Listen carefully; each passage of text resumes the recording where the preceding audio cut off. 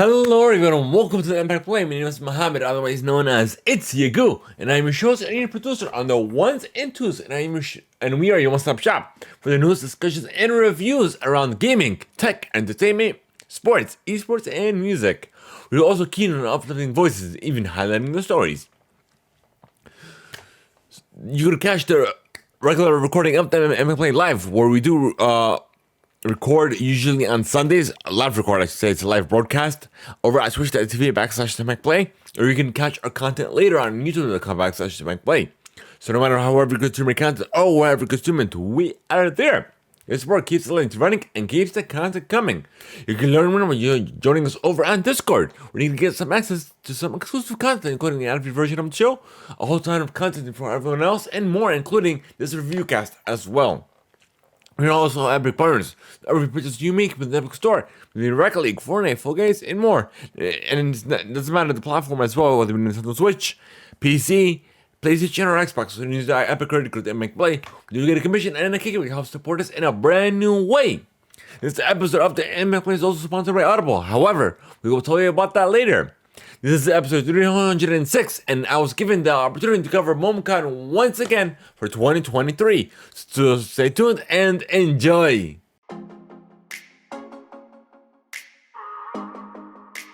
Introducing It's Team Impact, born in Atlanta and powered by the Theimpactplay. Learn more by going over to itsteamimpact.com. Once again, that is itsteamimpact.com.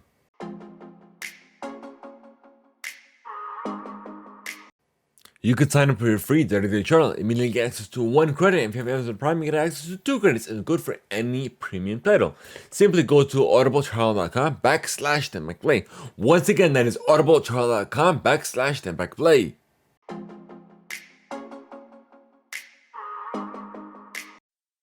Alrighty, folks, I'm here at Theimpactplay covering the event for the Theimpactplay.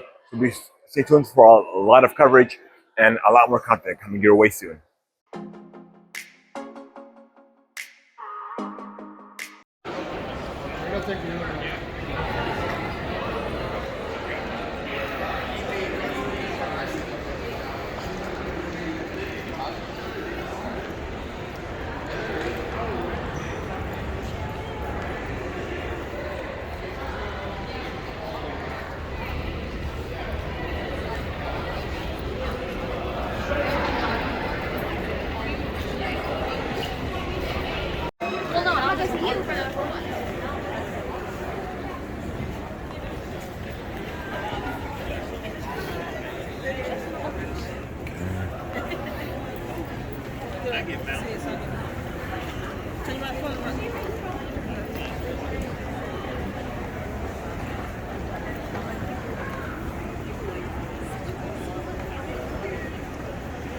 Reptar.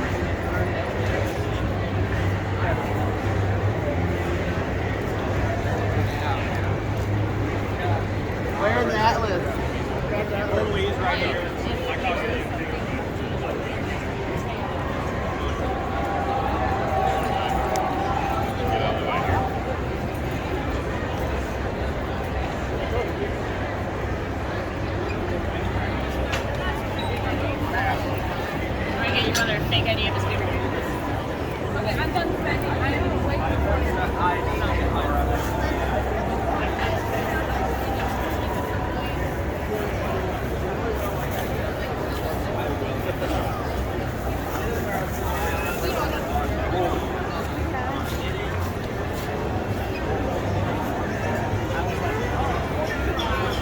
I had one too, and I was like, no, dude,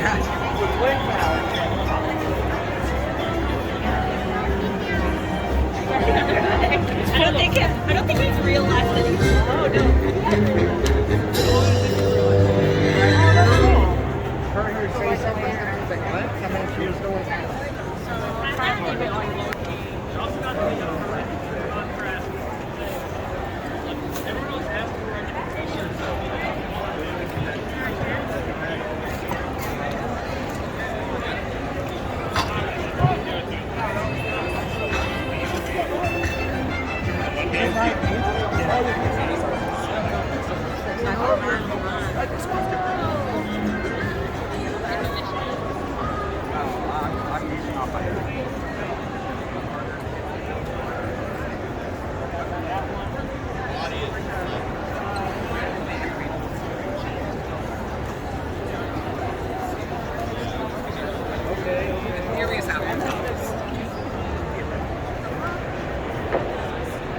If you are parked in the GWCC Red Deck in the reserved parking slots, you have 20 minutes to move your car before you go. Again, if you are parked in the GWCC Red Deck reserved parking slots, you have 20 minutes to move your car before you go.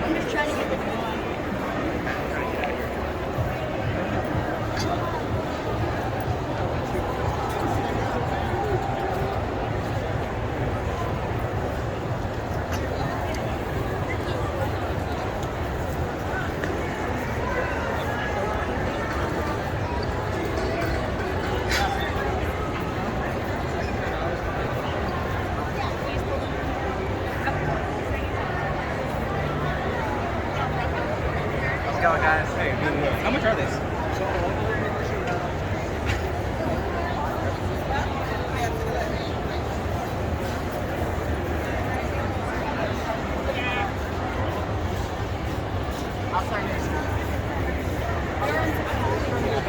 Go right ahead. I see that somebody put Kirby and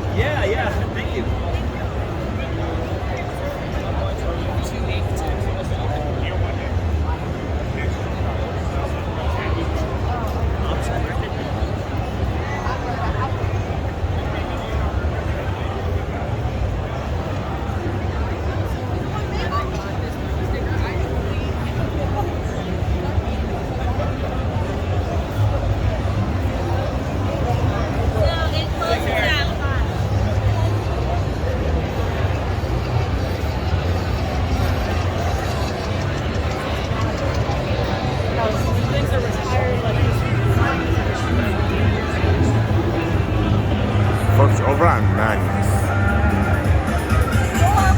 GG's.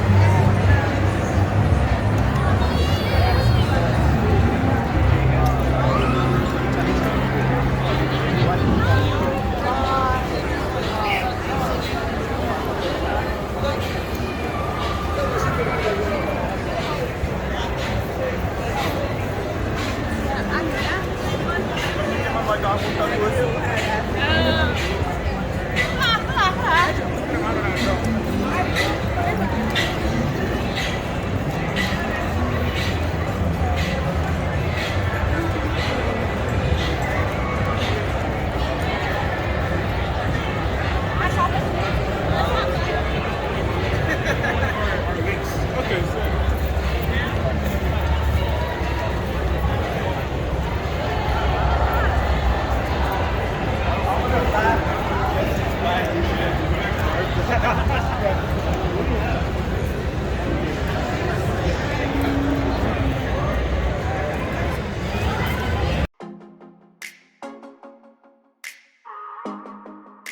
this generation for what has been going on in the mainstream, specific with comic book movies, there's the multiverse. Any way you slice it, you're still valid because there's a multiverse of characters that you can go ahead and say, I'm this variant. And it should no longer be relegated to, which it was at one point, people would walk up to somebody who's dressed up, say, for example, as Superman, and say, oh, you're the black Superman. No, I'm Superman. There is no caveat, unless my name is specifically stating, and granted, understanding where these characters and the origin they came from. As my character's name starts with black, there shouldn't be any I'm the black this. If I'm Black Lightning, cool. that's part of his name. I'm not the black Green Lantern, I'm Green Lantern. Chris from Cosplay Alliance, as a seasoned cosplayer, you had hosted a panel earlier talking about old nerds and how he found that. Have you found it difficult as an older cosplayer, seasoned cosplayer, to participate in these cons, and have you been able to get more people involved?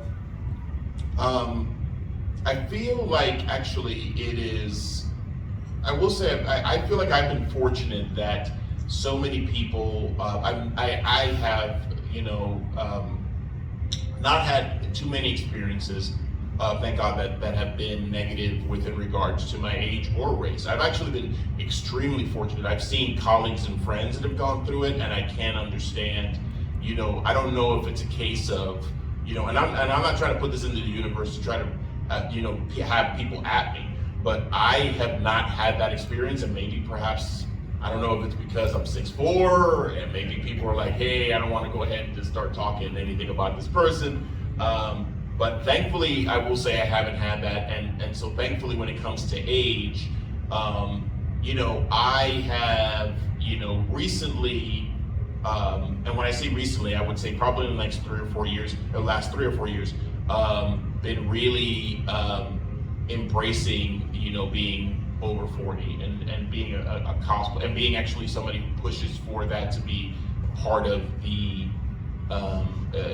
what the general consciousness and normalizing that cosplay itself doesn't have to be relegated to you're 17 and you're into comic books or you're into anime. Cosplay is for any age. If you're passionate about it and you love it, no one should tell you how to be happy. That's not something anybody should have any say over for you. And if it makes you happy to cosplay, regardless of your age, I look at somebody like, for example, there's a cosplayer, Walt Oliver, and I, every time I see him do a cosplay, every single time, I'm just like, yeah, keep doing it. Keep doing exactly that. We need more of that in the space so people can so it becomes normalized and it doesn't become something of a, hey, you can't cosplay because you're this age or you're this race or you're this sex or you identify this way. None of those things matter. Absolutely. Not to mention the fact that I will say for the majority of the characters that are being cosplayed as, they're all fictional characters. So at the end of the day, they're all fictional characters. Do it the best way that you want, the best way you want to interpret it. All right. So in the beginning, you mentioned that cosplaying is a hobby for you, and you also mentioned that you like to collab with other photographers and videographers. My question for you is, how do you manage the business of being a cosplayer? You are a more higher up cosplayer. You are being featured at a con. You've been featured at other cons. You have to worry about branding and content, social media posts, and things like that. How do you manage the business of being a cosplayer? That's a funny question because I don't consider it a business for me.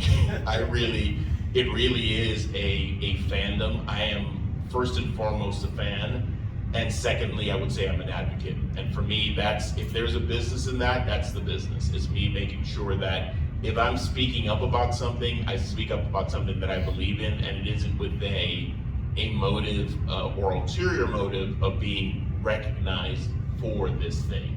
It's more of like, if I have a chance on the platform, like coming to a convention and I can apply for a panel for Hispanic and Latino and Latinx cosplayers, or I can have a panel and apply for one for over 40 geeks and stuff like that.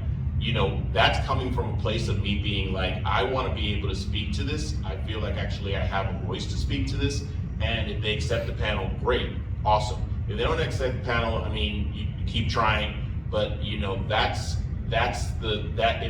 if we want to bring it down to sort of like a business sort of thing, that would be it. There really isn't anything when it comes to, the moment it becomes, like I said earlier, the moment it becomes a job, I feel like that's when it's going to become something that I don't want to do anymore. Like, I feel my passion comes from the fact that I'm not outwardly trying to get anything out of this beyond the greater good, in the sense of like visibility, representation, like that part of it. Yes, 100%. You know, so I can leave that for the next generation, that becomes normalized. But but for follow count, for endorsements, you know, hey, if I apply to be actually, or if I'm a guest at a convention and someone says, hey, you have a unique voice, we want to showcase you. Great, that's awesome, because I'm going to immediately use that platform to say, okay, well, let's talk about these things. These are things that are important to me. These are things actually that I think should be in the cultural discussion, and we need to go ahead and actually address them. So that way, actually, you have an appreciation of it, and people can have a dialogue. You know, and even though this is sort of it's a fandom at the end of the day, but the important thing is actually that if we can do things to make it better for the next generation going forward, that is our responsibility and our to do, is to make sure actually that we are trying to do our best to do better for the next generation. So here's 6 episodes. We're going to record this during this window of a month and a half, 2 months, and you know, if you had 1,000 lines in that 6 episodes, you had 6 weeks to come in to do them over the course of 6 weeks. With the simuldub process, it's now we do 1 episode a week, sometimes less than a week, and so you have to, before you are considered for a role in a simuldub, you have to agree that you will be available for 12 weeks or 16 weeks, however long the contract is, to sort of be on call, because they don't know how often they're going to need you in the booth from week to week until they get the line counts in, and they don't get them in until it's almost time to record. So, you know, you might, as an actor, know that you have 100 lines in episode 1, but you might have 2 lines in episode 2, and then 1,000 lines in episode 3. So you just kind of have to clear your schedule and hope that the hours add up in aggregate in a way that makes it really interesting. It's a very breakneck way to work, and sometimes it's burnout is real, but it can also be very creatively inspiring, because we're sort of discovering the character along with everyone else. But I guess the major change from my perspective is, back in the day, in the days of Oron and Black Butler and all that, we had a pretty good idea what was going to be popular in dub, as long as we got it right, because the show had been out in some form or fashion for the better part of a year by the time we get it to dub. So we knew, for example, or had every reason to expect that Oron would be huge. And so they knew kind of how much marketing and money to put into everything. And now it's far more like, well, let's hope. Which is sort of makes it more like traditional filmmaking, where you're just kind of like, well, we think we've got a good thing, we'll see what audiences think about it.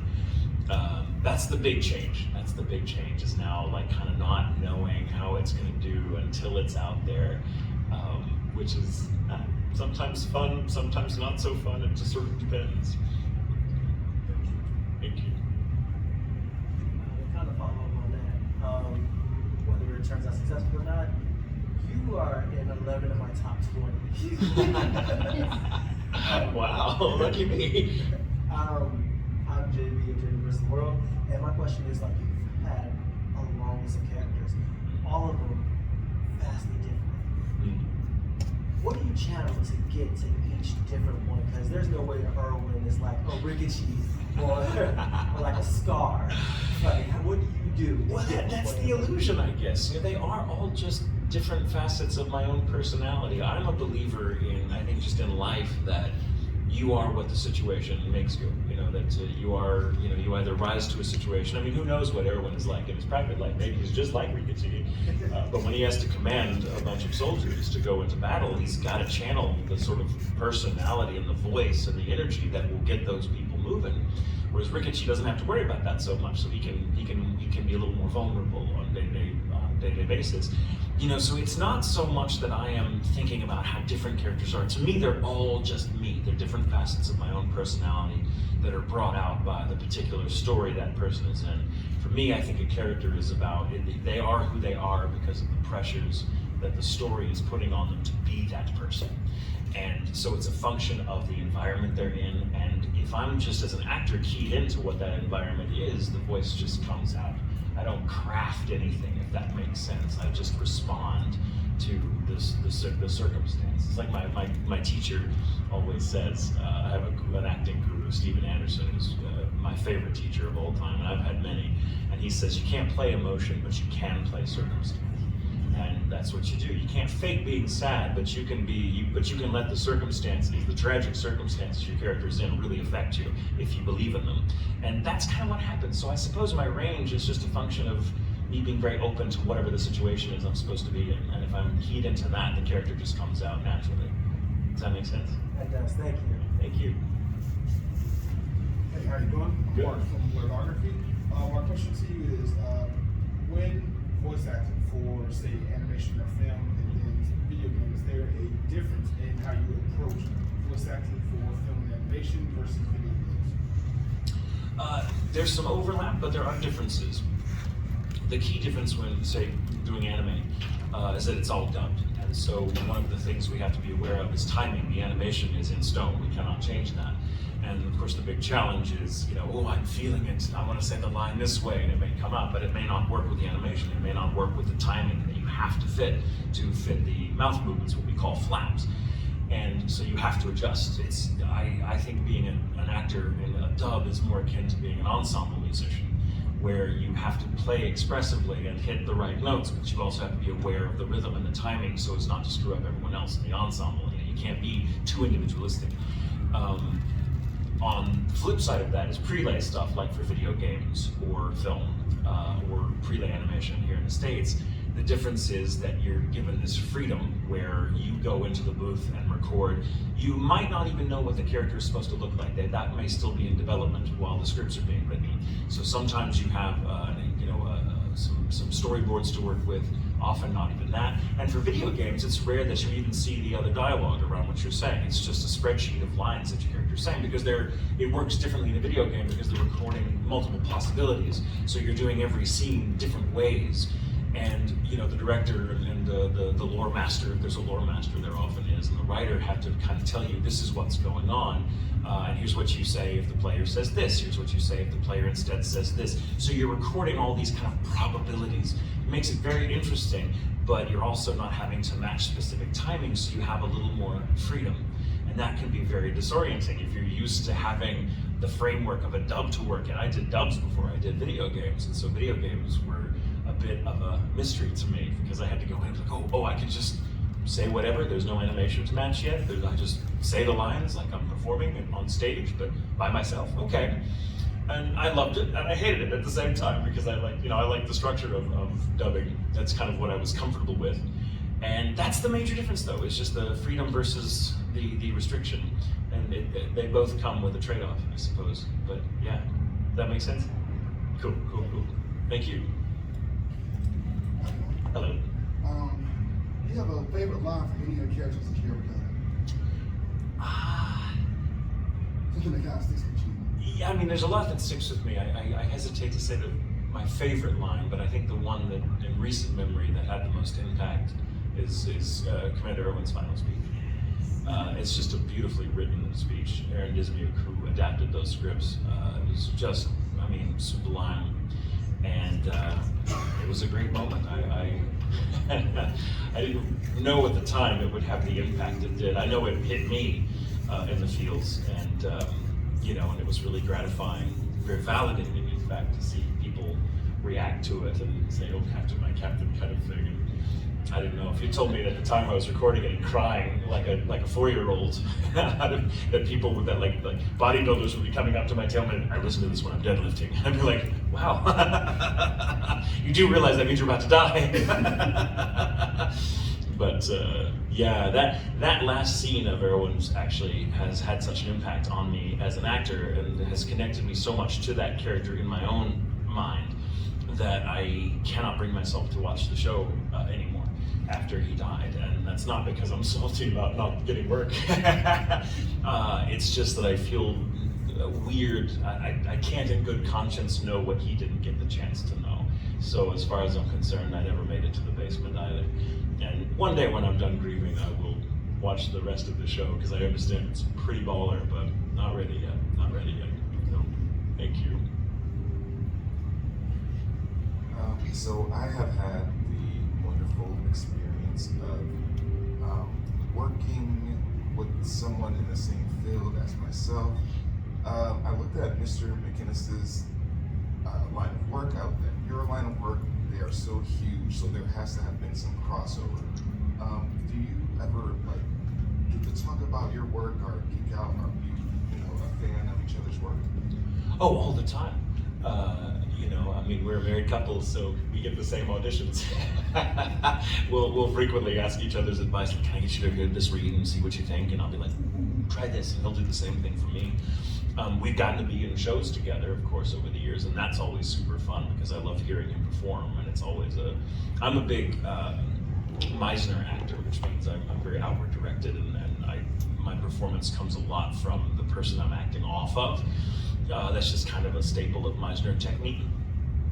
And so whenever I'm in a show with Brandon and I get to work off of him, I know I know it's gonna get good work out of me because his performances are always so great. It's just so beautiful to listen to. But yeah, we totally nerd out for our stuff. I mean, we're both in Fire Emblem together. How cool is that? And then I'm not much of a gamer, but I do like to watch him play it, and he'll play it. I'm like, oh, baby, you sound so good. He's like, you're such a tank. Yeah, it's super fun. It's super fun. And of course, we have friends in the business too that we've known for years that we either know because we worked with them or we've known the con circuit. And a great example that I'm very happy about recently is the wonderful actor and teacher Richard Horowitz, who has been an inspiration for me for years. And I've known him for quite a long time and think he's delightful, but we've never worked together before. Just our paths never crossed in studio. But we're now both in the new Star Wars game together, and we share many of our scenes together, and that's a highlight of my career. Like, finally, after all these years, I get to work with Richard Horowitz. That was super fun. But oh yeah, we're total nerds for what we do. Thank you. So I totally get the PR while listening to Erwin speech before. I love hearing that so much. That was totally weird. So what is a dream character that you wish you could, an upcoming character or a past character that you wish you could have voiced? Oh. If you got a short list, that's cool too. I don't want to be coy, but let's just say there's a dream role that I got, and it'll be coming out later this year, and I'm very, very excited about that, and that's all I'm going to say. Okay. Yeah. Hi. Hello. Let me start by saying I have very little idea of what you look like, and that beard looks amazing on you. Why, thank you. Welcome. I'm Brian from the Explanation Point YouTube channel. I am very interested in adaptation and translation, and what I'd like to know is, do you, or did you, back before the days of simuldubs, ever look at a Japanese voice actor's performance for inspiration or different ways of doing delivery? Yeah. And are there any good examples? All the time. When there's so many examples, but the one that springs to mind immediately is the Seiyu in Science Gate, whose name at the moment escapes me. Forgive me. It's Sunday at a con, and I'm like, it's that guy. But I got to work on the adaptation with Patrick Sykes, the scripts, and so of course I was very familiar with his performance because I was writing the adaptations to it. And then of course in the booth we always would preview what we're looking at to kind of match the energy and to kind of see totally what's going on in the scene. And even if you don't speak Japanese, and I don't really, I mean I have a little bit, but not enough to be, a translator by any means. I'm not as proficient as my husband, but good acting is good acting, and it comes through regardless of the language barrier, I think. And watching that performance just reduced me to tears every time. and really kind of put me in my head performing, because I'm like, how am I going to match this guy? How on earth can I possibly do that? But in a weird way, that challenge really, I think, helped me perform, because it gave me something to work against and through. But yeah, I'm frequently, especially a character like Okabe, he's so strange, and he's so larger than life in so many ways that it's like, how do you say this line? How would I breathe life into that line without making it sound ridiculous? Because it should be ridiculous, but it also has to come from a real place, because it's not meant to make the audience laugh. It's meant to, give us some insight into how his mind works. And so I'm like, how do I do that without reducing it to a joke? And I would always watch the stage and be like, that's how you do it. Yeah, so frequently. You pulled off Okabe amazing. Thank you. Thank you. The Japanese was a huge help. How's it going? Good. How you doing? Thank you so much for what you do. Really appreciate it. So my question for you, my name is Blaine, by the way, I'm with Complete Authority. So my question to you, what was your experience on Attack on Titans? I don't know if anybody asked that question. I have so many stories from Attack on Titan. So let me kind of paint a picture for you, if you like. I got to work on the first 2 seasons as the lead adaptive writer. So I read ahead in the manga, which of course the show follows pretty religiously. At least it had up until the seasons when I stopped watching it. Love-hate relationship, I understand. What's that? Love-hate relationship, I understand. Well, it's one of those things where I wrote the first, or helped write the first 2 seasons, the adaptations, and then Aaron Dismuke took over for season 3, and is still the lead writer for it, if I understand correctly. And but I loved working on it. I loved coming in every day, and not every day, but every time I had to come in to record Commander Erwin was always a great experience, because I love working with Mark McFarlane, who's one of my dearest friends, the dub director. He also plays Jean Kirstein in the dub beautifully, I might add. And every time I would come in, Mike is very military when he directs it. He kind of takes on the persona necessary for the show he's directing. So for Attack on Titan, he's a little like Commander Erwin when he's directing me, which is perfect, I think. But I don't often read ahead or do much research into the roles I'm playing, because I want to be surprised. I want my reactions to be genuine. So I don't like I don't like going in knowing what's happening, because I think I don't know, it gets in the way. I get in my head about it. So if I let myself be surprised, I think my performance tends to be much more organic. But of course I knew that Commander Erwin was going to die. I'd read ahead when I was the writer, and I knew it was coming in season 3. I didn't know when. I just knew that every day that I was coming in the booth might be the last. And in retrospect, it was kind of the perfect state of mind to be in, to play him in that season, because that's got to be on every soldier's mind. Is today the day? Is today the day I die? It's probably going to be it. At one point, it's going to be that day. So every session I go in, and it's funny, you have to picture Mike McFarlane, who is not a very effusive director. He's not like, oh, that was beautiful, perfect. He's more like, good, moving on. That's, again, very Commander Erwin. There's not a lot of, excellence is not rewarded, it's expected. And it's kind of perfect in that way, I think, for Attack on Titan. But again, he's a lovely man, so it's not who he is outside of the booth, just when he's directing that particular show. And I would come in every day and be like, is it today? He'd be like, get out of your head. No, it's not. Come on, get in the booth. We got work to do. I'm like, oh, okay. And then the day when it was the day, I walked in. I was like, hey, and he's like, how you doing today, man? You doing okay? I was like, oh shit. And we previewed it, and I saw it all happen, and I was like, here we go. And so Captain, my captain, and we did it, and then we both had a nice little cry fest, hugged each other, went out for drinks, and that was it. So yeah, but that was one of my favorite experiences in the show in retrospect, of being like, wow, even Mike. And I hadn't performed that character now for 3 years. I guess it's been about 3 years since he died. And I got called in. Oh my God! I got called in by my agent. They're like, hey, Crunchyroll wants you to come in to do some Attack on Titan. I was like, yeah. And I don't want to spoil it for anyone who's watched it, but I can't not spoil it I can't tell the story without spoiling it. So forgive me. Pre-warning to anyone that's listening. Hanji is my favorite character from the show. I love Hanji. I loved writing Hanji when I was writing it. I love watching Jessica Cabello's performance as Hanji. I think Hanji is one of my favorite characters in anything I've ever seen. I just love them. And I always thought Hanji would make it. I always just thought Hanji would make make it. I just thought Hanji will make it to the end. And when I got called in, I was like, I made some joke with Mike. I was like, is Commander Gerwig coming back as a Force Ghost? What's going on? And Mike was in a state. And I was like, shit, what now? And he showed me that, Hanji was on the other side and having this vision of, Commander Orm being like, yo. And it was just this beautiful moment. And I just, like, you have to picture, like, Mike is in the Zoom call with his engineer, and I'm in LA with my engineer. We're recording it remotely because I live in LA now. And so that's a big change from when the last time I did our One versus Now. And I was like coming back for this, and Mike was like, yeah, so this is gonna be pretty rough. And I'm like, oh shit. And he showed me this. I'm like, yeah, this is gonna be real rough. And then, and there it is. And Jessica wasn't even recorded yet, but I know that performance so well that I could hear her in my head, and I was just having to be strong, to be like, hey, welcome. let's talk about how much it sucks being the commander, And it's a beautiful little scene, and when we were done, Mike was like, yeah, good job. And both of our engineers were in tears for one line. It's one line. It is. And it's not, but it's just the way it just stabs you right through the heart. And that working on that show was just filled with moments like that. And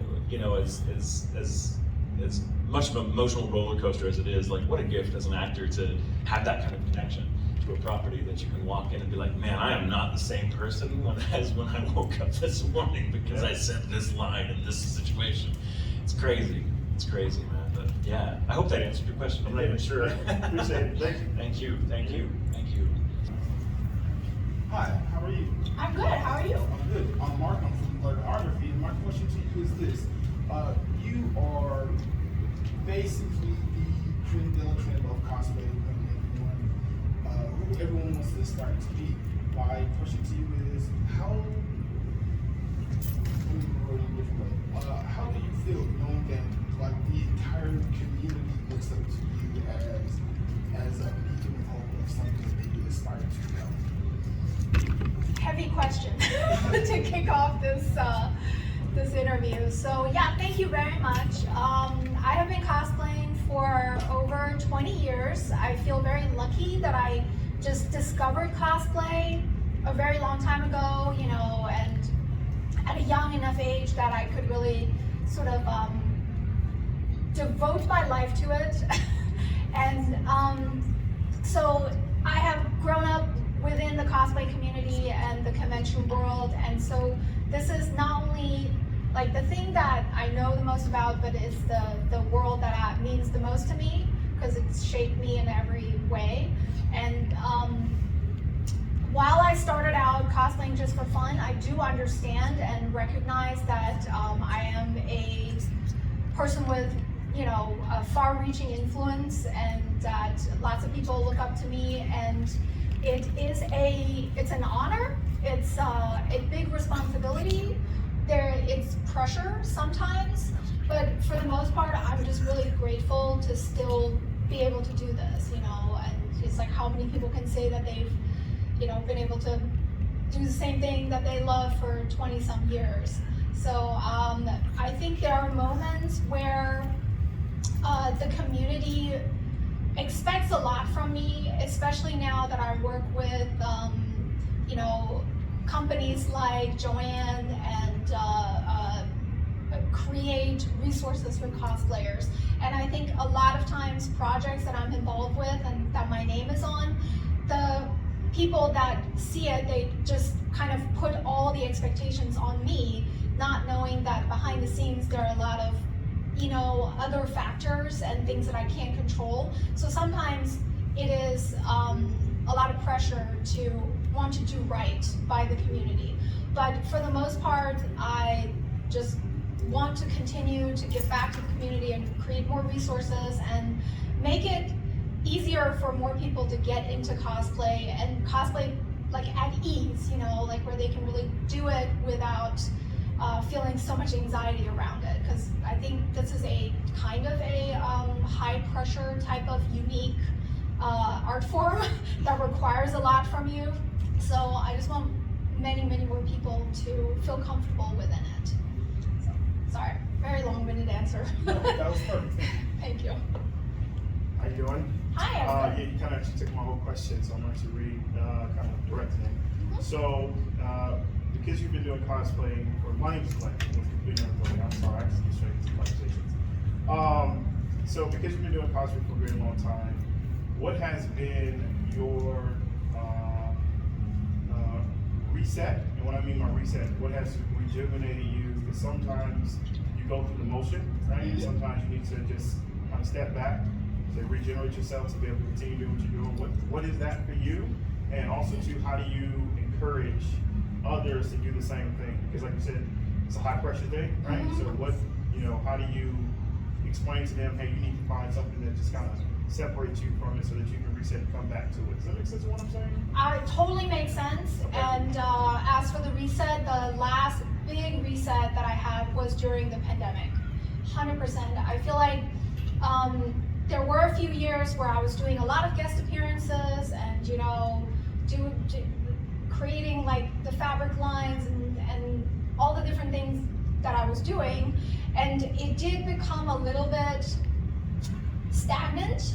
And I wrote my book called Yaya Han's World of Cosplay in 2019 and expected it to come out in 2020, be able to do a big book tour about it.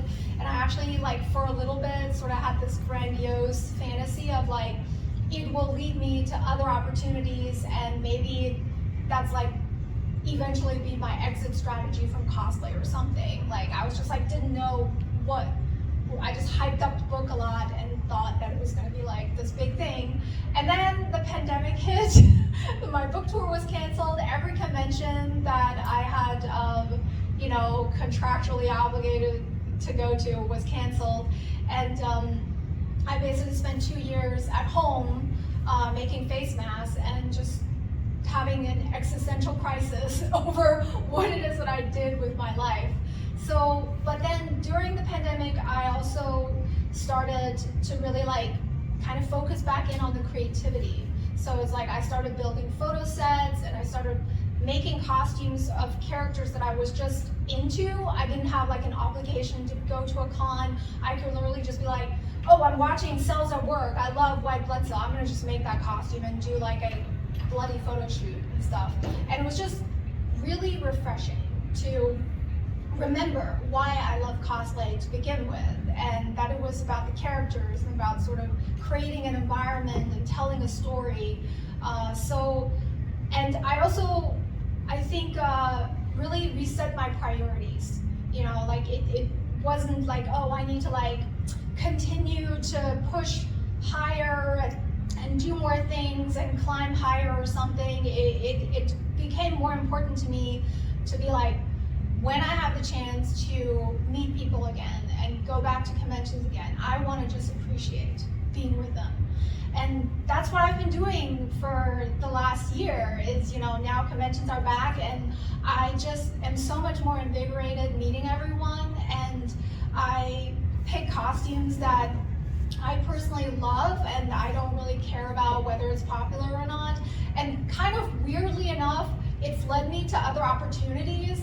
My newest project that I just teased the other day is I'm going to be the official Chun-Li for Street Fighter 6 coming out. So it's those types of things. I'm just that I think a few years ago I would have been yeah, what do I need to do to achieve that? But now it's because I kind of just went back to the creativity and the love of it, that sort of led to that. So yeah, I'm just so happy and grateful to be here. So thanks Momocon for having me. So what do you encourage the reset for others? How do you encourage them to do that? You just tell them that story? The way that I encourage others is to, first I tell them to read my book, because I think for many people, I sort of give off that, either intimidating air or that I have everything figured out. And I think through the book, they can really get to know me and get to know the insecurities and the vulnerability, things that I can't really show that easily, at a con. And I tell them that they can absolutely work at their own pace and that they should always, always, always choose characters to be that they love. It has to come from the heart. You can't maintain a cosplay journey when you cosplay characters that you think other people will like, or you think that other people expect, or other people tell you that you would look good at, or that are popular because you want to like go viral or something. You know, you can't maintain that. So for someone like me who's been doing it for 20 years, the only reason I'm able to continue being excited about cosplay is I continue to choose projects and characters that mean a lot to me personally. So that is my advice for them, and it sounds very, I think like very like beginner. It's like, oh, it's a beginner tip, but it's truly the most important tip. It's the thing that I wish that I've been told over the years, and to like never stray from that. Don't ever think, you know, I need to make this because of this opportunity or something. It's like, no, I have to make this because I love this character. I want to be this character. Thank you. Robert from Third Art. Hi. So talk about, you know, you started cosplay as a hobby, been doing it for over 20 years. Can you talk a little bit about when Yaya Han became a business, you know, with your honeycomb textured fabric and your book and, you know, all the accessories and things like that? So I am definitely what you would call, I used a grassroots strategy, as in when I got into cosplay, you know, the early 2000s, it was like we couldn't even dream of making it as a living. There was no community, there was like no industry. And so I started off with doing commissions because that was like the one thing that some people were willing to pay for. They saw something I wore and they wanted me to make it for them. So that was either, you know, accessories or parts of a costume, and eventually turned into full costume commissions. And so I ventured into doing a commission business in 2005, which, you know, had no idea what I was doing, and did that for about a year and was completely burnt out, trying to make costumes for private clients, private, you know, just people. And then I pivoted with my husband. You know, we thankfully did it together. And so we pivoted towards making smaller, more affordable accessories. So like the kitty ears that I'm wearing here, they're made out of resin.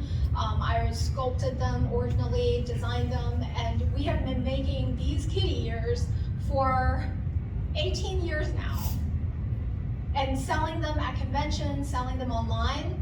And so we were like making little cosplay accessories under $20, $25 is what allowed me to continue to go to conventions. So I would like go and sell in Artist Alley, and then eventually at a vendor booth, but then I would cosplay as well.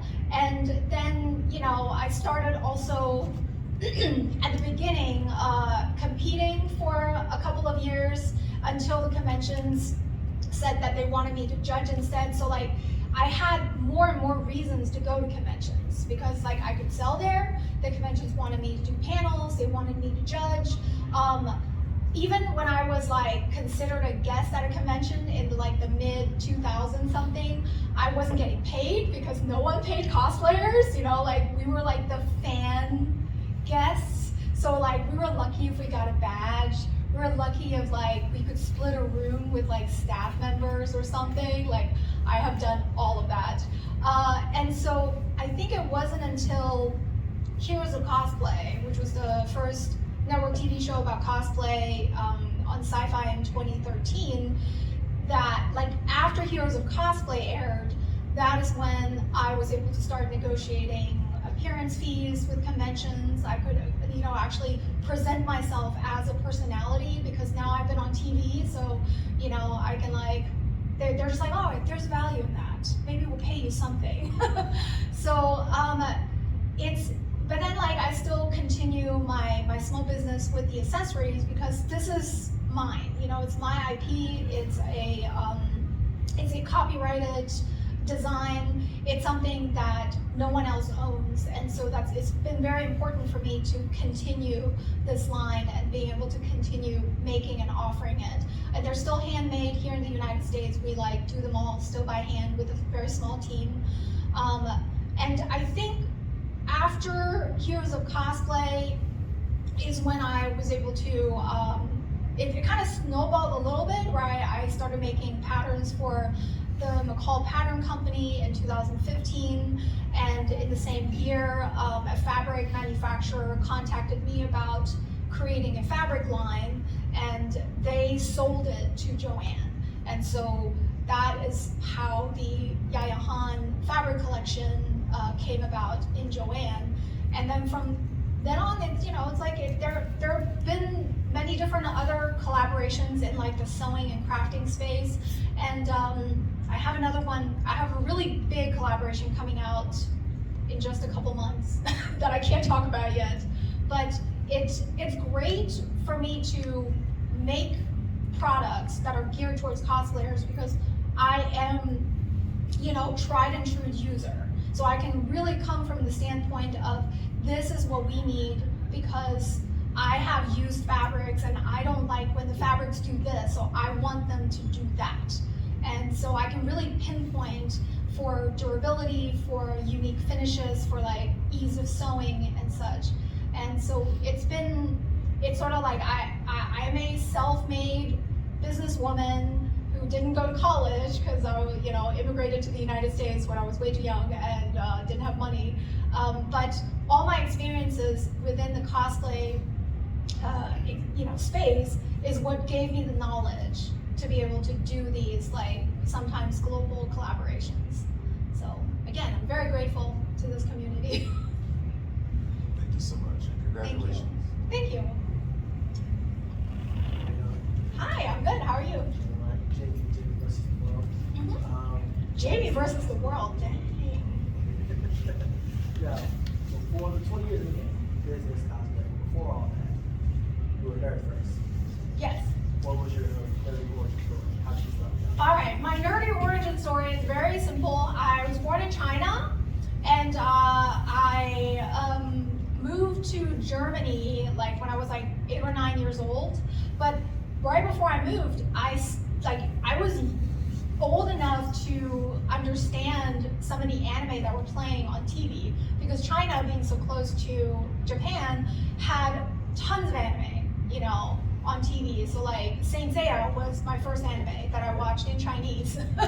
And China also had a lot of manga translations.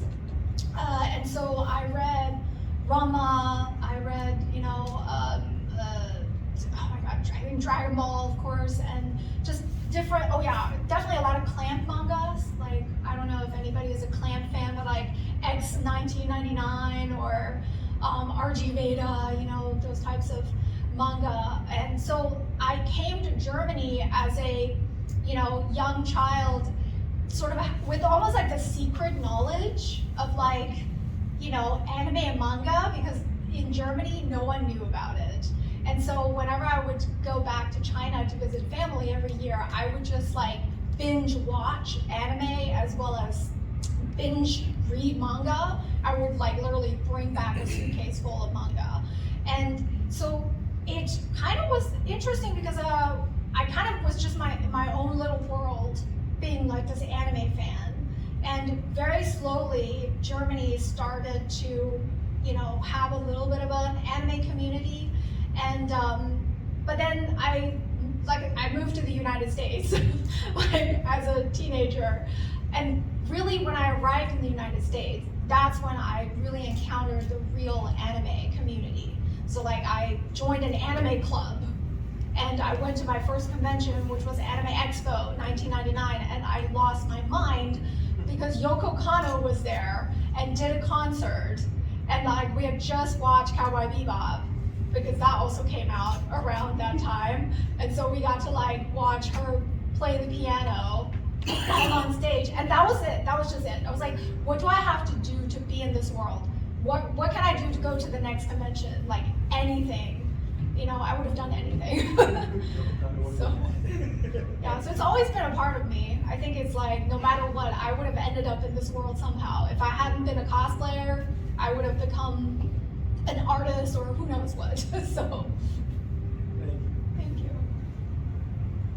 So the cosplay community, as large as it is also very divisive. There are Yes. a lot of issues within the cosplay community, from crafting versus buying to certain people can't cosplay certain characters. Would you care to speak on any divisiveness within the cosplay community that has personally affected you? Oh my gosh. Divisiveness in the community has personally affected me. Well, I did write about it in my book.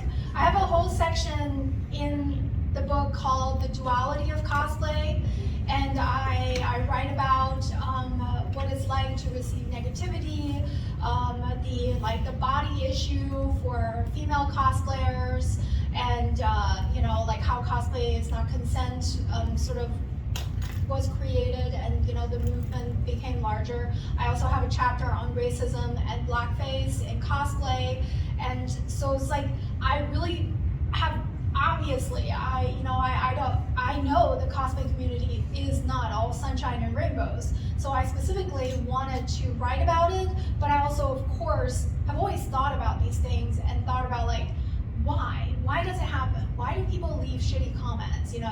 Why do they say that, when I do a cosplay of Jessica Rabbit or Wonder Woman, that, like, yeah, you're fine, but you're like the Asian version of Wonder Woman or something. So it's like, of course those things have affected me. It's always affected me, but I think by just understanding that a lot of people that find cosplayers, they have no idea that it is a form of self-expression.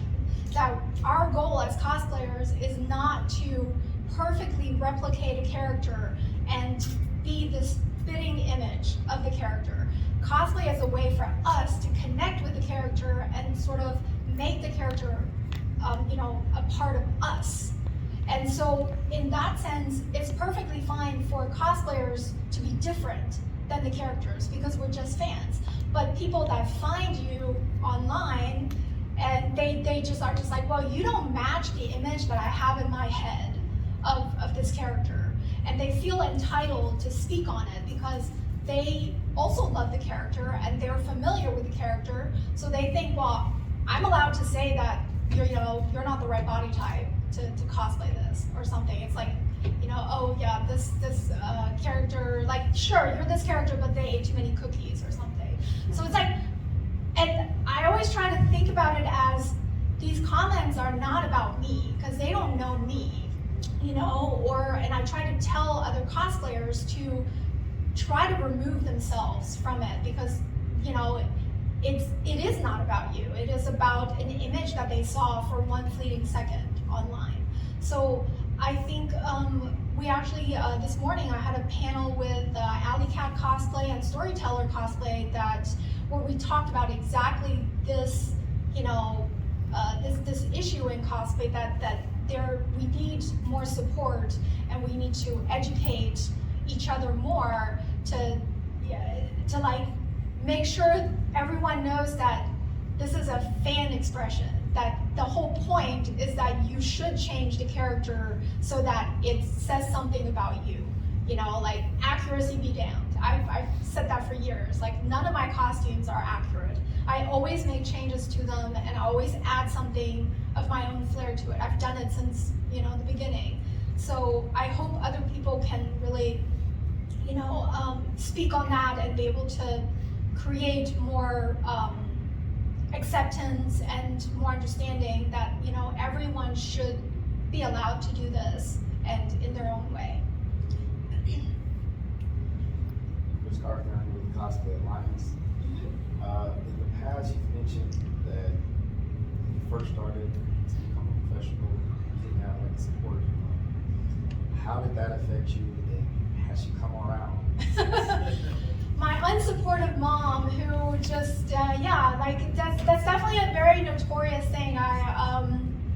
For me, that I grew up with a mom who thought my manga and anime obsession was kind of a little weird, and that once I started cosplaying, she was very skeptical. She was like, too revealing, or you're wearing too much makeup, and then it was like, you're wasting your time doing this. You know, when I quit my job to do cosplay, she was just like, what?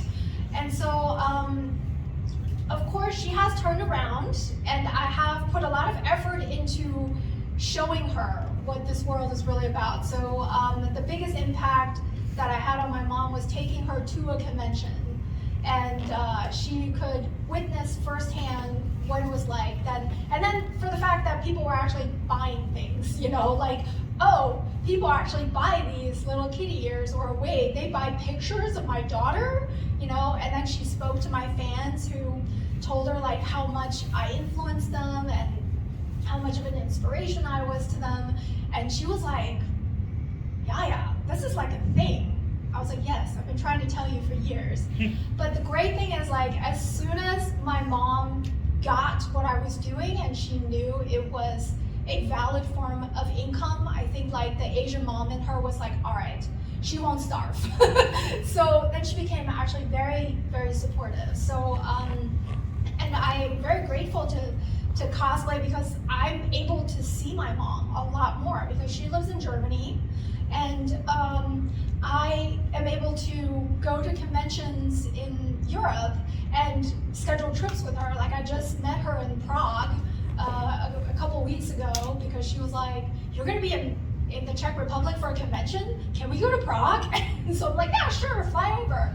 And I'm gonna see her in like 10 days because I'm doing a convention in Luxembourg that is like 3 hours from her house. So I'll be able to visit her and have her spoil me a little bit and then go to the con. So we've really grown a lot closer as mother and daughter, you know, like the more, I guess, successful I've become as a cosplayer.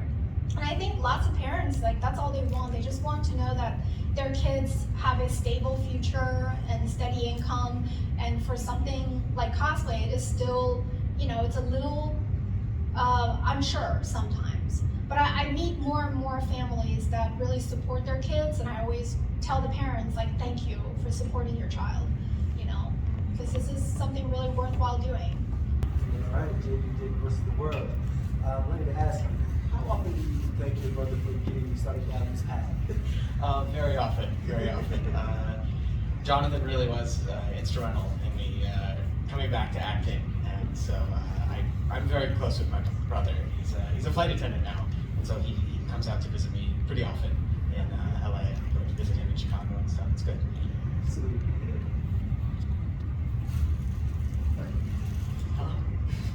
You play third night in all your thing.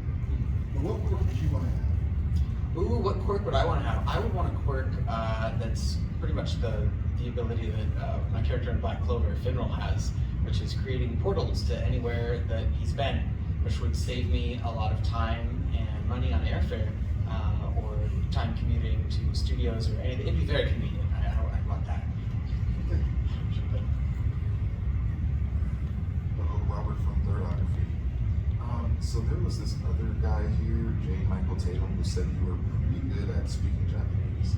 Can you tell us how it is working as a translator, and how did you switch gears to being voice actor? Voice actor. Well, I switched gears a few times. My undergraduate degree is in Japanese, and I studied abroad and lived with a homestay family in college for about half a year, and then I worked in Japan as a translator and interpreter for a tech company, and it was wild. Translation is a very difficult industry for a number of reasons. They've been fighting computer-based translation for a long time in terms of trying to maintain their jobs, you know, but also there are a lot of people who are bilingual. There are a lot of people who speak both languages, but it's hard to quantify people's abilities within that word of fluency, being fluent in another language. So it's actually a very difficult industry, and it's hard. And you have a lot of people who want to put a lot of creative effort and do a really great, amazing job, but sometimes the deadlines are insane in the translation world. So I left after a little over a year working in Tokyo, and came back, and I was finishing up my graduate degree in software engineering, actually, information technology, and worked as a software engineer, and then I started doing musicals in Dallas, and then shifted gears towards voiceover as more opportunities came my way, and I was like, sure, I'll do that, okay, and here I am now, which is kind of wild. Oh, quick clarification. Was it strictly translation, or was it, translation and interpretation? It was interpretation too. I had worked on multiple projects. When I was in the office in Tokyo, I did translation. I was translating a book on a programming language, on programming simple video games. And then whenever the CEO would go on business trips or we would host events, I would fly with him, and I was his personal interpreter. So I did all kinds of crazy things. Like I interpreted for a startup event in San Francisco on Market Street. We hosted a hackathon at Uppsala University in Sweden at their game dev campus on the island of Visby. It was super cool, but interpreting is another beast. It's just a whole other beast, I should say. I adore interpreting. I actually prefer interpreting over translating, and interpreted for a lot of Japanese musicians at conventions like Momocon. So I've interpreted for a bunch of Visual K bands, and Nobuo Uematsu, the Final Fantasy composer. I've interpreted for him several times, and it's great. You're welcome. That Jim Michael type drop that Jim Michael taking that. It's pretty nice to keep it It's pretty great. Now, you voice an upper moon, an upper rank, Demon Slayer. But if you're on the other side, if you're a Hashira, which breathing would you want faster? Oh, that's a good question. Oh, which breathing? Oh, that's so hard. I think the first one that comes to mind is like the water, the water breathing, right? Like the whole waves and stuff. I like that aesthetic. I think it's pretty cool. So I choose that one. So, hey, how you doing? Glenn Malone with Complete Authority. So, you got a really amazing track record, right? So so tell me your experience of whatever one is like a popular anime right now, right? Demon Slayer, Dr. Stone, or Black, whatever one, right? What was your experience in one of those, like, for you? Like, it doesn't matter which one you pick. Which one's been your experience? Because I can't pick one because I want to know them all, but I'm just curious which one you were picking. What was your experience with? Probably the most unique one for me was Gyutaro and Demon Slayer, because the studio that sent that out almost always sent out the audition, almost always includes a vocal reference to the Japanese performance. And Gyutaro's Japanese voice actor is Ryota Osaka, and I had never heard anyone do what he did with his voice in any language, right? I sat there and listened to the reference, and was like, what is this? This is amazing. So I sat and I studied it for about 2 hours, trying to figure out technically what he was doing with his voice. Okay. And it was the most time I've ever spent on a voiceover audition. Like walking around the house going, oh, okay, so it's falsetto, but it's a vocal fry, but it's, what are we saying? Okay, there it is, all right, and, so it was like that. I mean, it was amazing because Aniplex cast me in it, and I met someone that was on the team that chose my audition, and we had a long conversation about it at the premiere of the Demon Slayer movie in Los Angeles earlier this year, and it was fascinating to talk to her about it because she said, you nailed it. You're the only person that got what he was doing and translated it well into an English performance. So it was really cool. Well, kudos to you, sir. No, thank you very much. What anime world would you want to live in? What anime world would I want to live in? Ooh. That's an interesting question because all of them seem to have such dangerous things going on in them. What anime world would I want to live in? That's a good question. I don't know, I think Black Clover would be kind of cool. Yeah. Black Clover.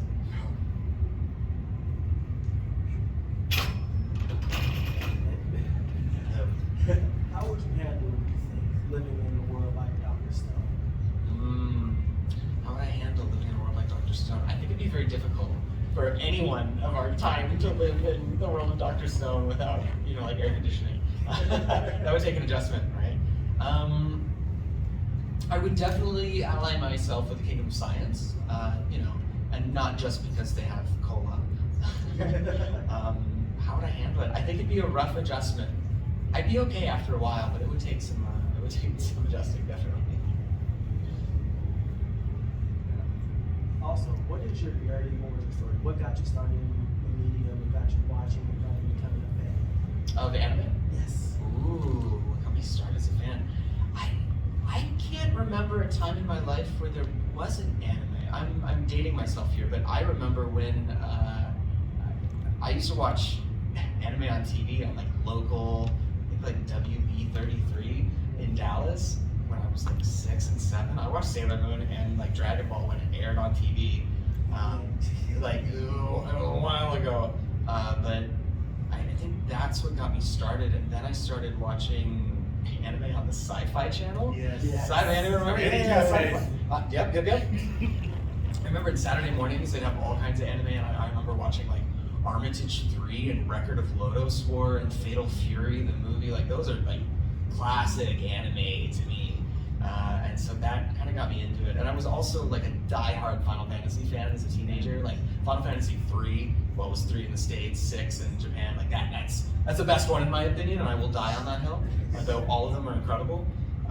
But as I got older, I was like, yo, this media is really cool. And so I studied Japanese in college, and my big feat that I wanted to accomplish was I want to play Final Fantasy like 3, but in Japanese, like in the original language. And I did that, and it was cool. And here I am. Do you have a favorite quote from one of your characters? Oh, I have so many.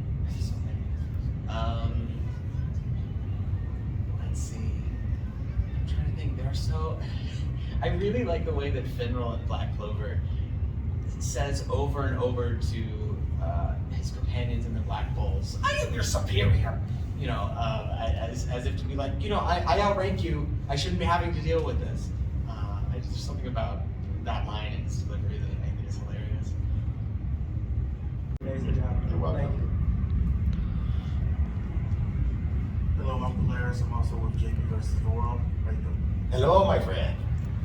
You had mentioned in the panel I was there earlier today that one of the things you would like to see if they would expand the Avatar universe as a prequel of sorts about Iroh. And I was just wondering, I know you didn't create the character, but I was wondering what your take on that character would be as he was younger and we got to see the general that he was before we got to see the benevolent being that he is. I think that would be interesting, because I think Iroh was not always the kind, loving, wise uncle that we know. He was basically a war criminal, He was not a nice guy. And I think it might be jarring for people to see that side of him, but I think it actually might, would appreciate the softer side of him even more.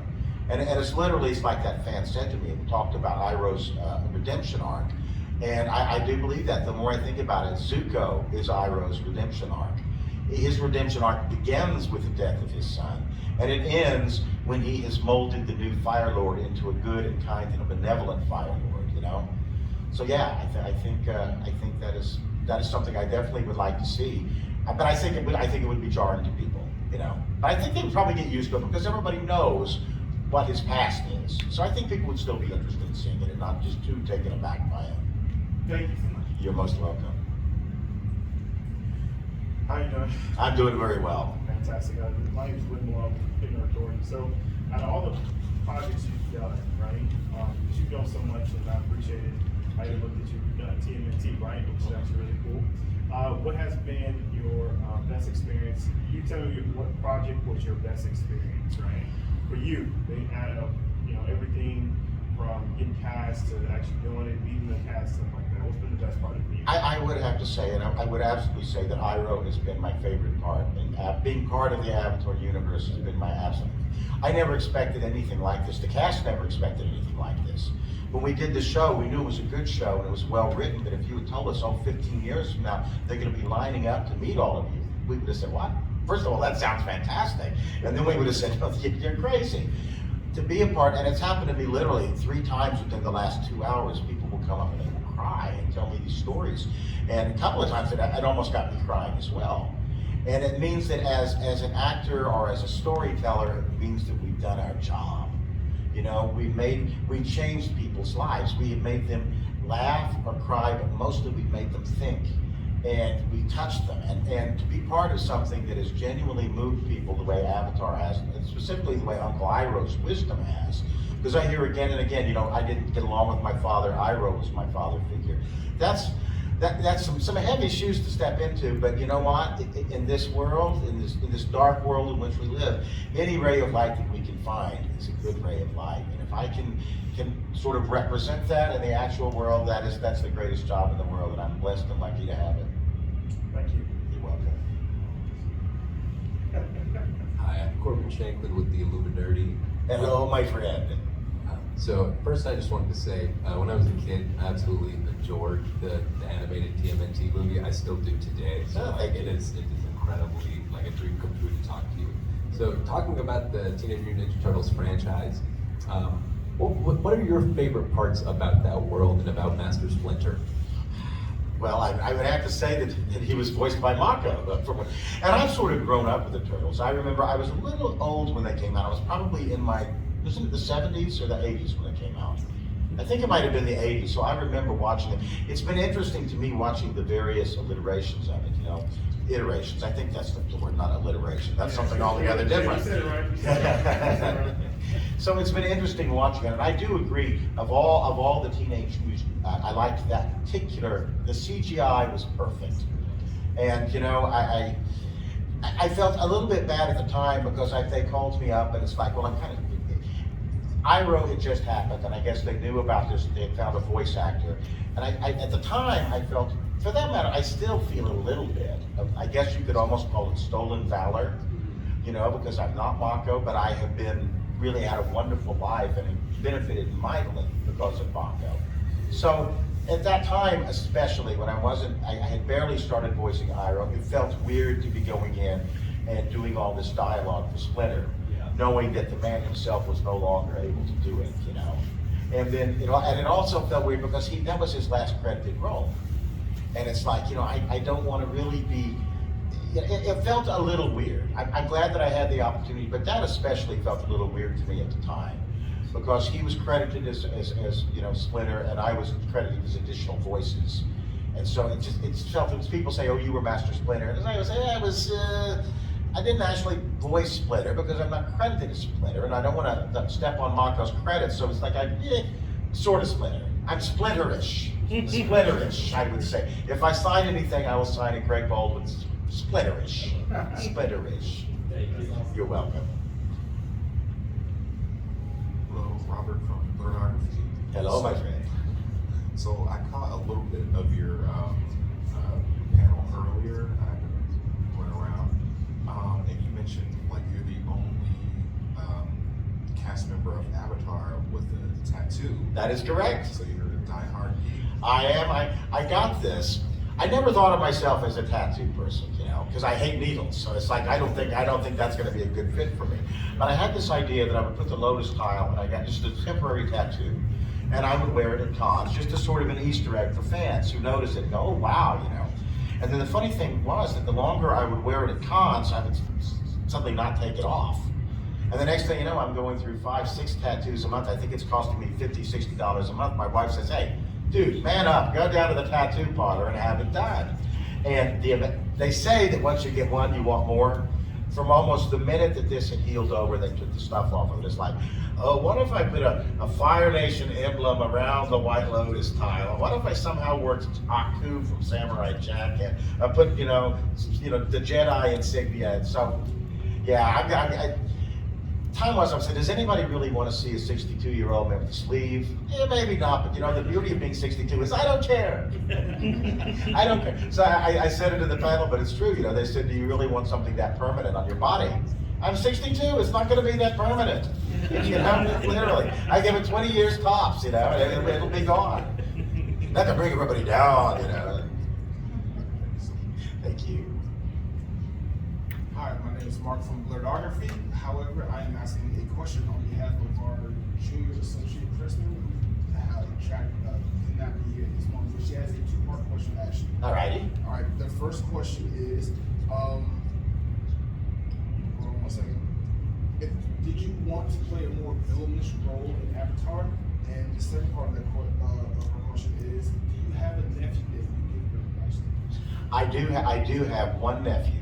And I actually mentioned to my wife, I thought, isn't it ironic that Uncle Iroh is this famous, uncle, and I literally have only one nephew in all the world. And it was the nicest thing my wife ever said to me. She said, Greg, you have millions of nieces and nephews. And it sounds a little weird, but I actually, the more and the longer I live in sort of this Iroh adjacent world, I do start to think of everybody as nieces and nephews. And so it's honestly, being almost universally beloved is fantastic. I just want to say that. No one has ever come up to me and go, oh, I hated your character on Avatar. And as far as playing a more villainous role in Avatar, fortunately, again, thanks to Mako, I was able to play a more villainous version of Iroh, but it was simply named Aku and Samurai Jack. So as I always say, we all aspire to be Uncle Iroh. But every now and then you just have to have an Aku day. And indeed, if you follow my Twitter, you'll see what I mean. Sometimes I have Aku days. I follow you on Twitter, and you are a fantastic follower. Oh, thank you. Thank you. You said you're a longtime fan of Ninja Turtles. Who is your favorite turtle, and why is it Leonardo? It's Leonardo, because, he's named after Leonardo da Vinci. He's Leonardo, that's why, Leonardo. Although I kind of like Michelangelo, too, to be honest with you, Yeah, what's your reason why? Why is it? Mainly, I just kind of like the name. To be honest with you, I think it's kind of a cool name, And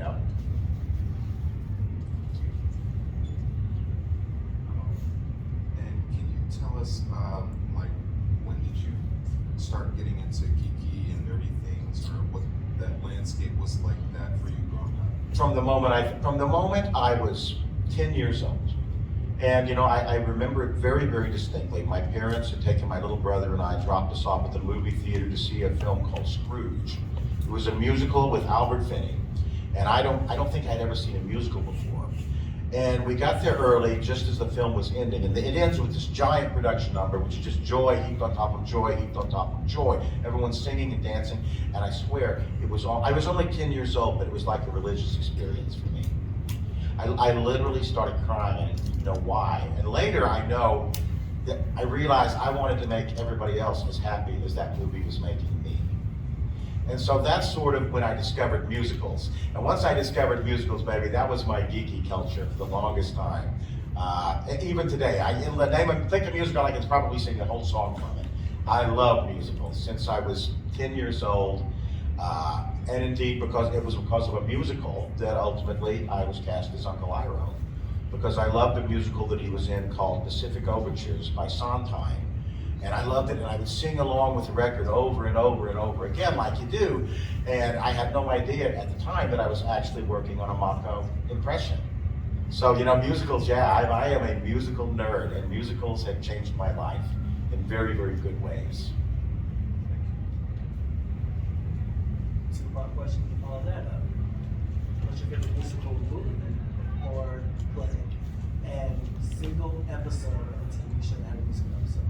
What's your favorite? Now, my favorite episode of Avatar is Tales from Ba Sing Se, without a doubt, because everybody, it's that seminal moment when he's singing. It's so sad. I like to cry, Now, my favorite musical, that's a little trickier because there's musicals from different eras. If you're talking golden era, I probably would have to say it would be My Fair Lady. If you're talking about the 60s and 70s when Sondheim came onto the scene, it would have to be Pacific Overtures. And then moving forward into the 90s and the big giant musicals, I have to admit I am a fan of Wicked, and I'm a big fan of Hamilton too. Lin-Manuel, Sondheim is gone, but thank God we have Lin-Manuel.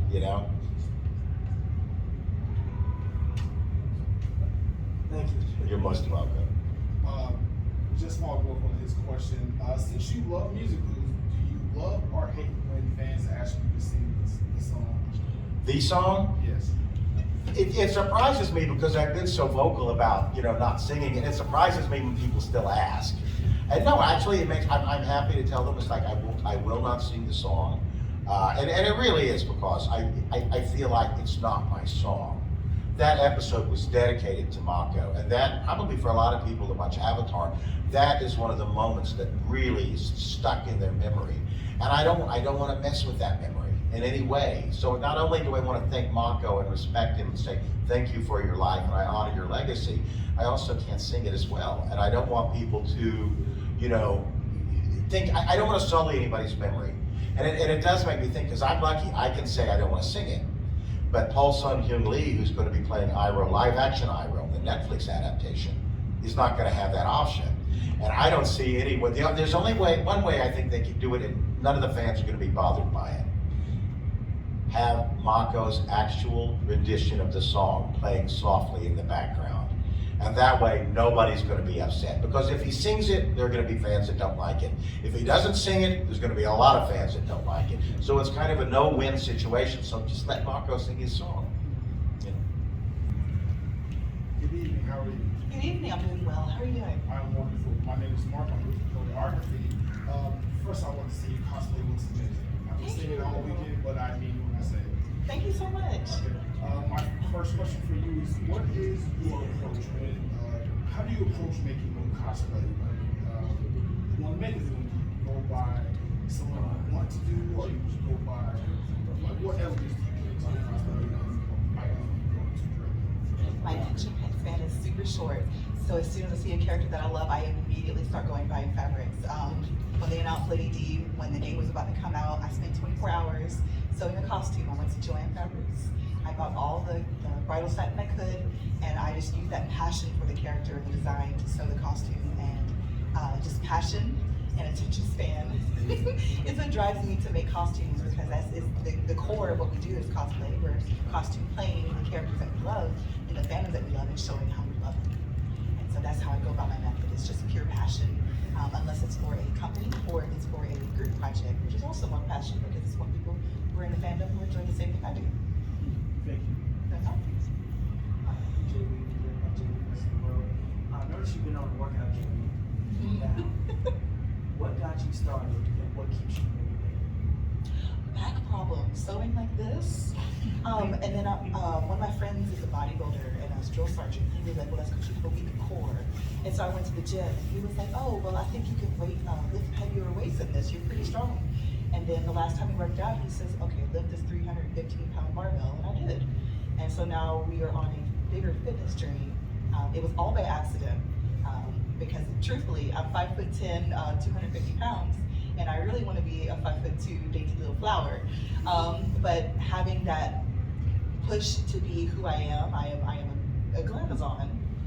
And so I decided to be true to who I am as Naruto would be, and just continue with fitness. So more people who are into fitness keep coming up to me and we're trading tips.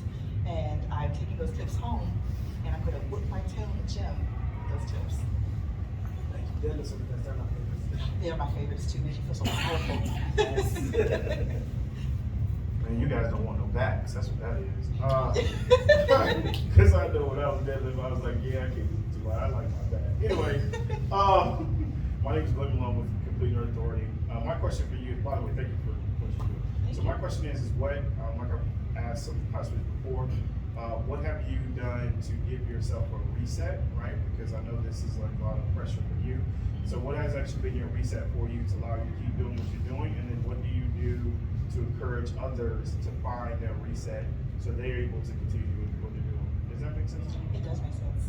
This industry is super mainstream now, and it's a constant stream of you have to do this, or the fear of missing out, missing a convention, and the burnout can be extreme sometimes, going back to back to back. And the only thing good that the pandemic brought me was self-care and knowing how to sit back and reset my body. Because once everybody in the world was stopping what they were doing to reset, I got to realize I was pushing myself too hard. And so those moments in which I'm feeling like I'm stressed, or if I feel like my body's giving out, I will stop and I will go do something different. I will go play a video game of the costume I'm wearing or working on.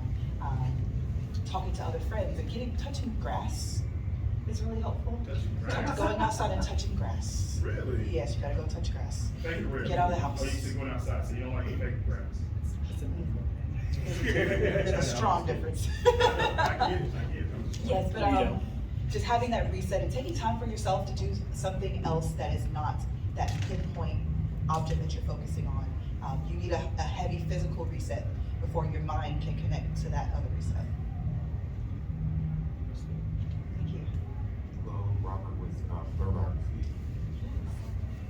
What is can you think of an opportunity that you've gotten that has been, impactful to you that would only come about through cosplay?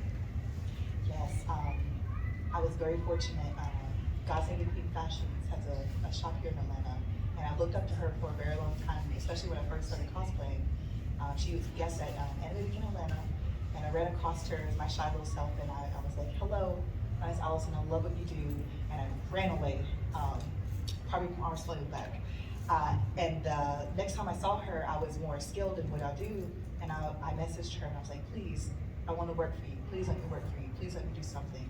And from conventions, she knew me, she knew the work that I did, and she gave me a chance to work in her shop. We did an interview, I did some test work, and then we worked on a big project, the Grand Meowster that you see on her YouTube, that we did for Capcom, for the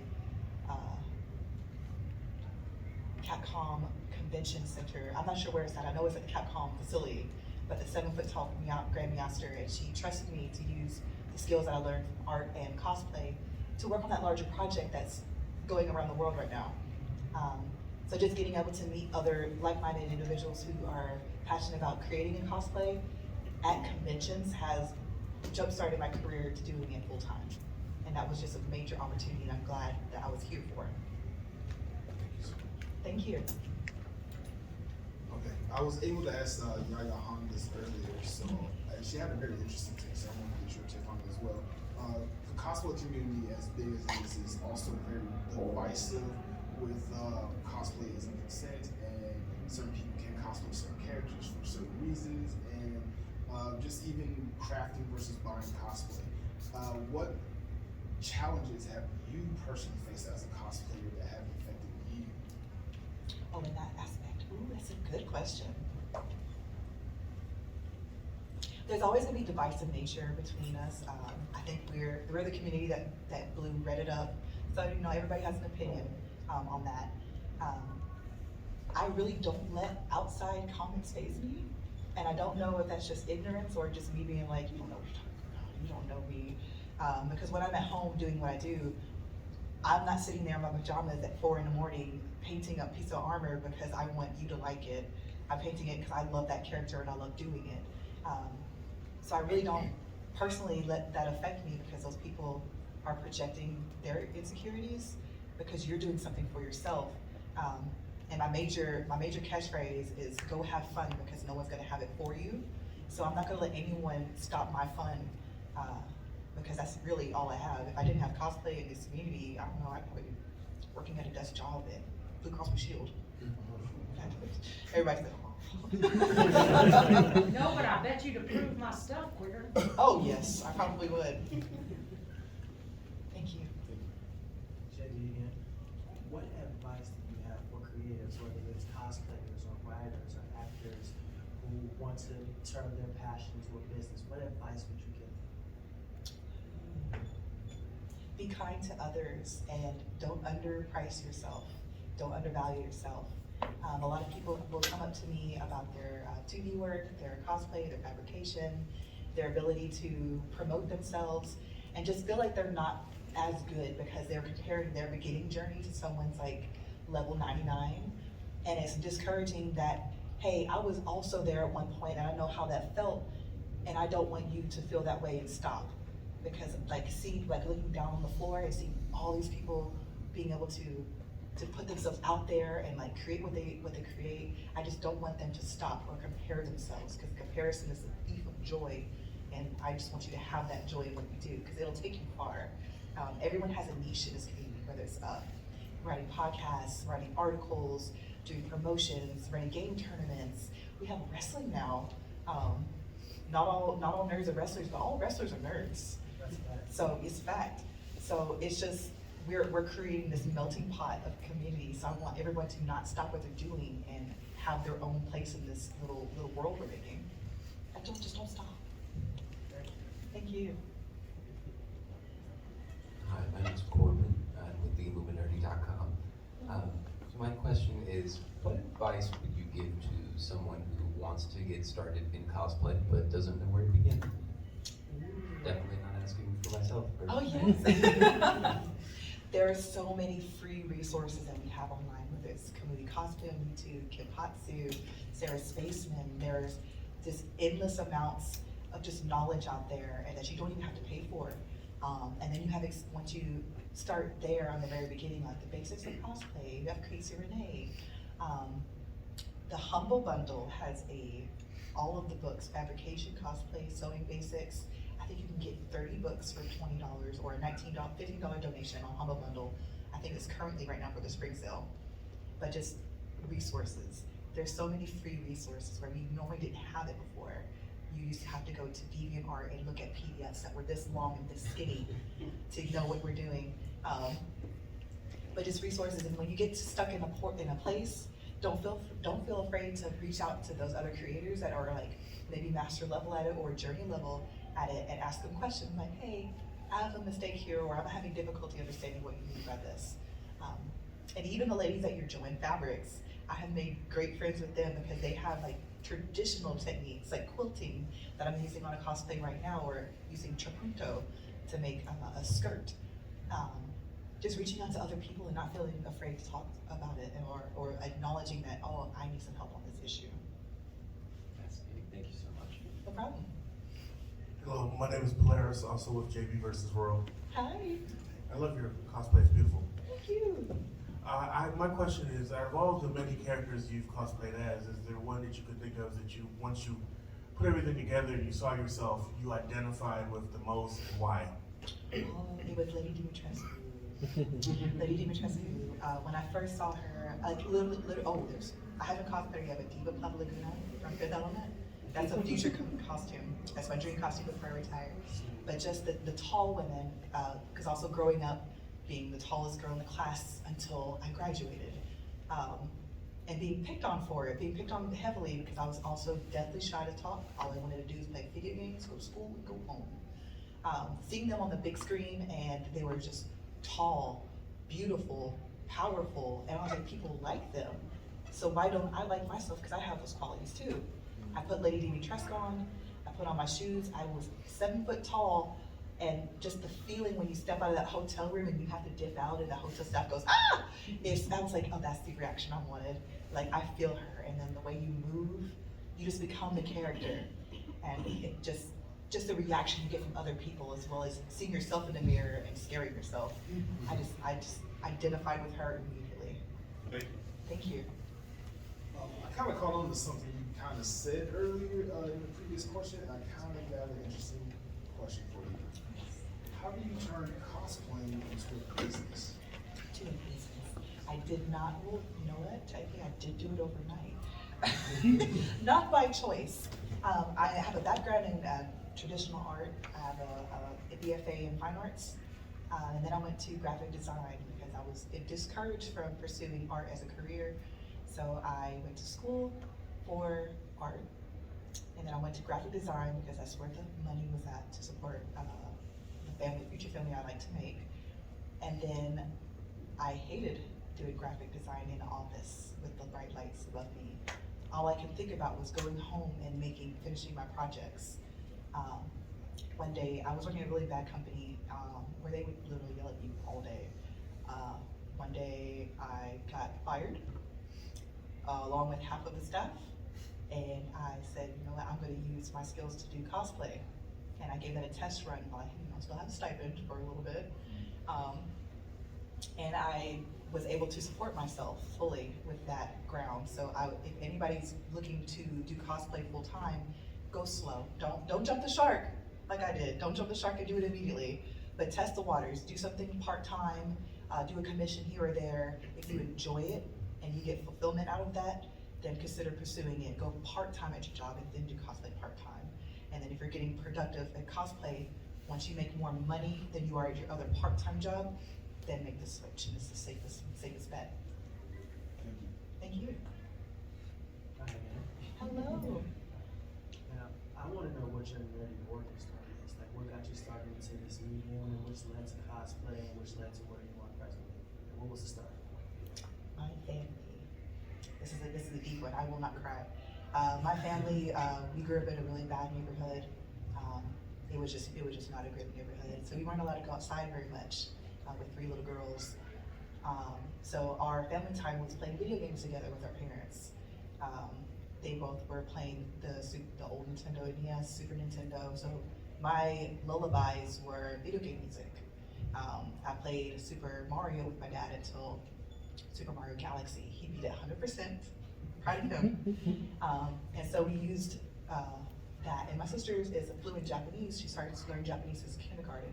And her sensei let us borrow a VHS of Totoro. And that was the first anime I ever saw. And I was like, wow, this is amazing. And we went to Blockbuster, we saw Dragon Ball before Dragon Ball Z was on Cartoon Network. And I was like, oh no, this is different. This is not Dragon Ball. But my whole family is nerds. Whole family is nerds, both teachers, doctor in Japanese linguistics major, and a cosplayer. So family is what got me into the nerdy aspect. And then in college, when I was in school, they were like, hey, let's work. I joined the largest student organization, the Campus Nerds Association, go Cougars. And they were like, hey, we're doing our annual trip to Anime Week in Atlanta. I was like, what is a convention? They're like, oh, we just get together and play video games. I'm like, okay, it's like we're doing here, but we'll go there. And then I saw the very first cosplayer ever, Yaya Han, walking across as Felicia from Darkstalkers.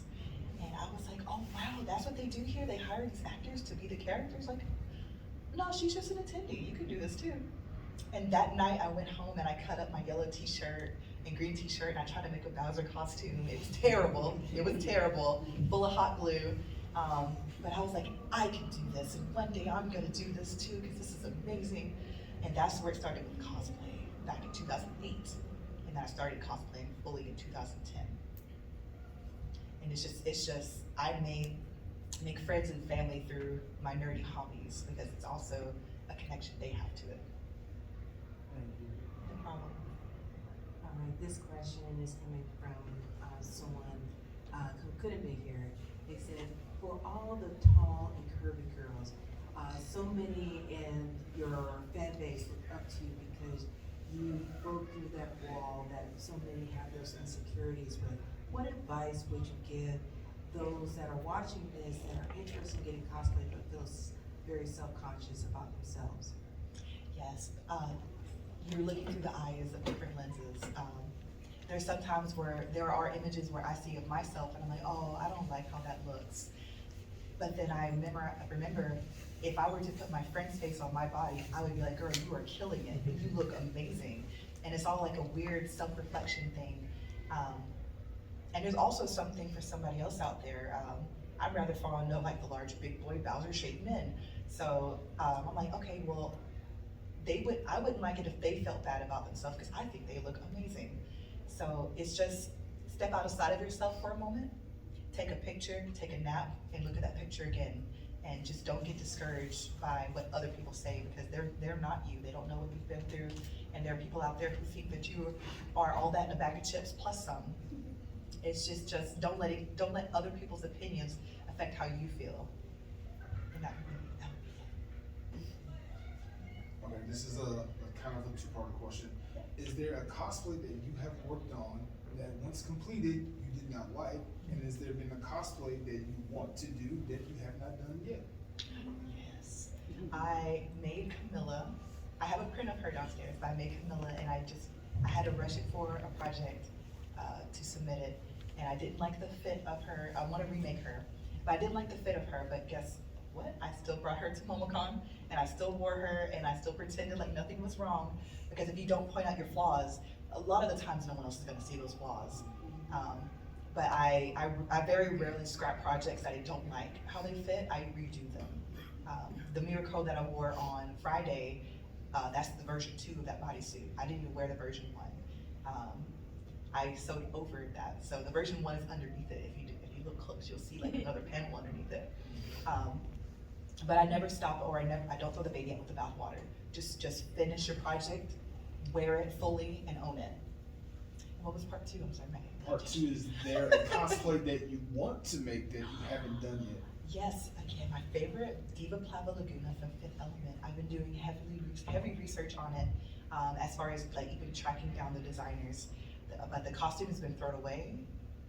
It was fully latex, and so it just over time it just dissolved. So they threw it away. But I found all the construction notes. I found out who the actor was. I found out who the husband of the actor was, and I'm just shooting messages and figuring out how did you construct this? What is this portion made of? How does her headpiece stay on? What is the elements of her jewelry? And that will be the costume that I make that I will be most excited to make. That's been on my list since I started cosplaying, and I will cosplay her. Thank you.